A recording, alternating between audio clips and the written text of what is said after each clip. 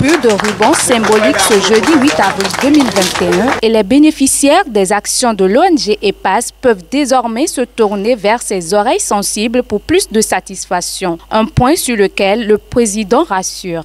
Nous savons tous aujourd'hui qu'il n'y a pas de paix sans égalité et que l'amour est le résultat de la solidarité d'où EPAS. Mesdames et messieurs, conscients du taux élevé de la pauvreté dans plusieurs zones du monde et au Bénin en particulier, nous avons jugé utile de contribuer à sa diminution, raison de la naissance de l'ONG EPAS. L'initiative de cette ONG résulte d'un vécu personnel car auparavant, je me débrouillais pour payer ma contribution malgré mon âge parce que je n'avais personne comme soutien. Je voudrais donc inviter toutes les personnes sensibles aux luttes car nous sommes les mêmes. À peine né et déjà des témoignages pour mettre en lumière les acquis de ces hommes de paix et de solidarité. Déjà, sans avoir une ONG formelle enregistrée en bonne et due forme, ce qu'ils font déjà depuis des mois mérite que nous nous sacrifions pour être avec eux et passer ces beaux moments avec eux. Et c'est pour ça que nous sommes là, pour les accompagner, pour leur dire en tant que responsable de tout ce qui est association de jeunesse dans le département de l'Ouémé, le garant du mouvement des jeunes dans notre département, nous leur apportons notre soutien et nous ouvrons grandement nos portes pour que ceux qui appartiennent aux associations de jeunesse, ceux qui appartiennent aux ONG dont nous avons une petite parcelle de gestion, nous leur mettrons à disposition pour qu'ils puissent continuer à contribuer efficacement à ce qu'ils font déjà pour notre pays.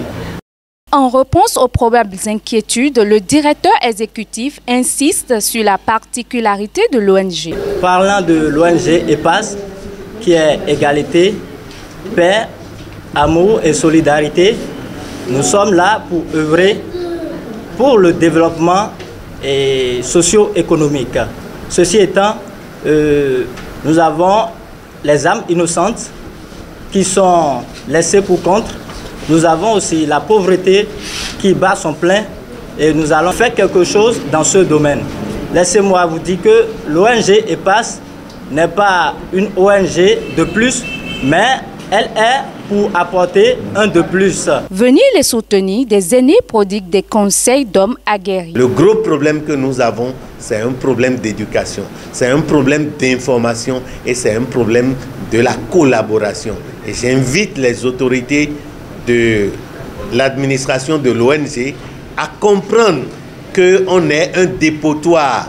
Les gens vont les insulter, les gens vont les calomnier, ils vont les provoquer, mais qu'ils ne regardent pas ça et que c'est l'objectif qui est leur chose à regarder. Je vous souhaite une très très longue vie. Des conseils qui ne sont point tombés dans des oreilles de sourds, à en croire les responsables de l'ONG EPAS qui saisissent l'occasion pour dire toute leur reconnaissance à l'endroit de tous avant d'inviter les Béninois à adopter des aptitudes de paix et d'amour en ce moment charnière des présidentielles. Je vous remercie d'être là ce matin parce que chacun de nous a ses préoccupations, mais vous avez laissé et puis vous êtes venus nous soutenir. Mais je vous dis merci beaucoup et surtout longue vie à l'association ici. Je voudrais remercier tout particulièrement Monsieur le maire et le conseil municipal pour l'aide apportée aux associations, sans oublier tous ceux de près ou de loin qui n'ont ménagé aucun effort pour la réussite de ce projet.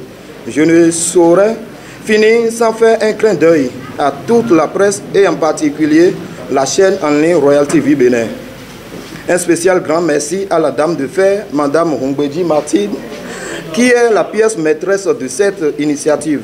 Que le Père Tout-Puissant vous donne longue vie. En cette période électorale, je voudrais inviter tous les Béninois à la paix, la non-violence et que les biens publics soient préservés car le Bénin est un et indivisible. L'ONG EPAS, située au quartier Wando à Porto Novo, œuvre dans l'éducation, l'environnement, l'économie, le tourisme et le social au profit des âmes sensibles pour le développement des communautés.